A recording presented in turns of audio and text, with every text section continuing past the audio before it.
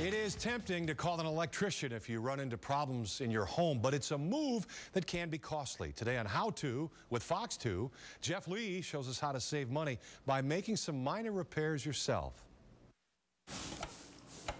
Darn switches. They usually last for a long time, but when they go out, they generally stay out for a long time too until you can find somebody to swap one out for you.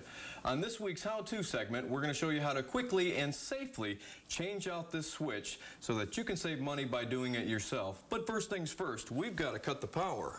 Here at the breaker box, we want to flip our switch to the off position. Now, fortunately, I used a circuit seeker to find out which switch specifically mine was, and that's the one. But in case you don't have any such tool, you may want to go ahead and shut off the main power. This will cut the power to the entire house.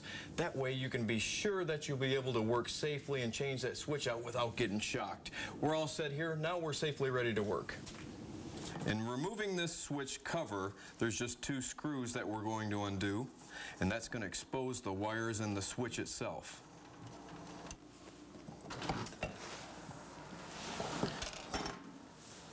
Now that the switch cover's off, you see that we have two more screws that's holding the switch to the wall. We have to take those off next, then we can pull the switch out and undo the wiring. Now with the screws removed, we can actually pull this out, and we want to be careful that we don't pull this out too far, but just enough so that we can see the wiring and how we can disattach these and attach the new wires.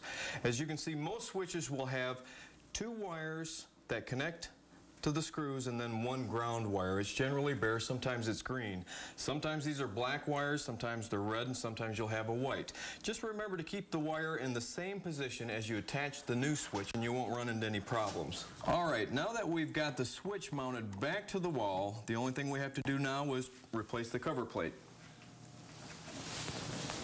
Yeah, buddy. Just that fast and just that easy. We replace the cover plate and we're home free. You can save money by doing this yourself, and as you can see, it took actually very little time at all. Whenever you're working with electricity, let me warn you, be very careful and take extra precautions.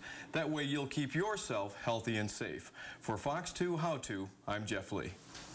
And make sure you cut the power at the electrical box, as he indicated there, before you do your work. If you missed any of the segment, you can watch it again on myfoxdetroit.com. Click on the How To with Fox 2 tab on the home page. And while you're there, you can read today's tip of the day and use the form to ask your how-to question.